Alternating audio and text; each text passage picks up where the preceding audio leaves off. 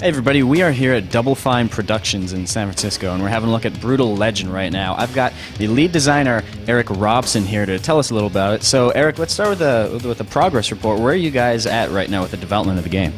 We're here in the middle of the crunch trying to finish the game up. We're all really excited about it, and that's why Tim's not here right now. So here I am in his stead. All right, so this is a pretty big moment for you guys, or at least for our side of it, because this is the first time we've gone hands-on with the game. So let's talk about the gameplay and the controls here. It's one part brawler, one part car combat, a little bit of other gameplay types thrown in there. What can you tell us about the balance of gameplay variety in the game? Early on, it was the high concept, the heavy metal roadie who goes back in time that drove the project, and a lot of the mechanics just fell out of that naturally. That, of course, you're going to have to be to some degree an axe-wielding barbarian. You're going to have to be driving a hot rod around.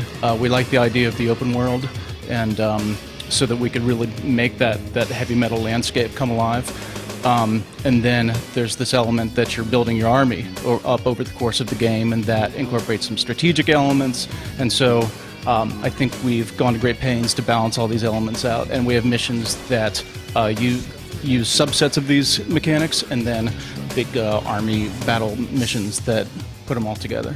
Let's start with the real basics here. The two primary weapons that Eddie has got in his arsenal are Clementine, the guitar, and the separator, which is the axe, sort of represents the up-close and ranged combat. Can you describe how those work for us?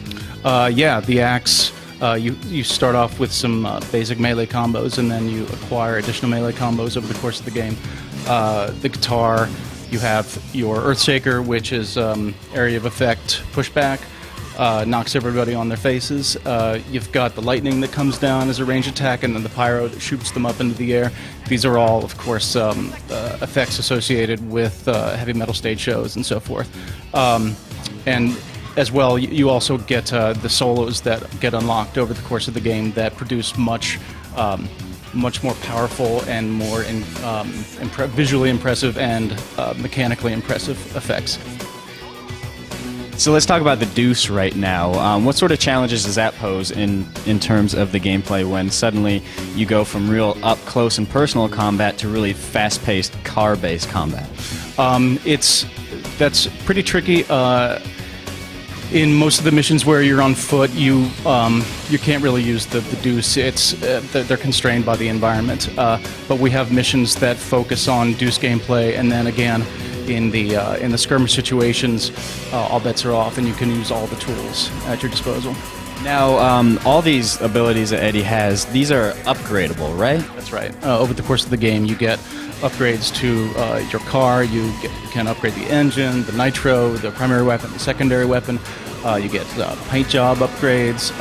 You can upgrade your guitar, your combos, your axe. So yeah, all these things get rewarded over the course of the campaign. So clearly a lot going on in battle, and you guys still have decided to make the decision to go with that really clean heads-up display with basically almost no information on the screen. Most of it's contextual based on the character and audio cues that are going on. Why the decision to do that?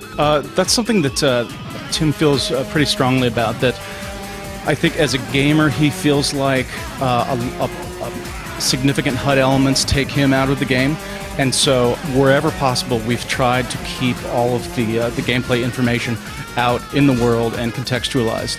And it's been tough, but I think we've done a pretty good job of it. Now, one of the highlights of the hands-on session that I just had was going up against that big metal spider boss battle. What sort of how would you describe the bosses in this game? There aren't a whole lot of bosses. Most of them are, well, we have one that opens the game because we want to start it up with a big bang. There are a few other bosses interspersed through the game, and they're traditional bosses. You have to figure out some element of the mechanic that works to their detriment, and figure that out, and then use it to take them down. All right, Eric, so it looks like it's coming along pretty nicely. So that obviously leads to our final question. When is the game going to be released, and which platforms is it going to be available on? That's going to be on October 13th, 2009 on PlayStation 3 and Xbox 360. All right, Eric, thank you very much. So that'll do it for Brutal Legend from today, but stay tuned to our E3 stage show, and we'll have a little special surprise for you.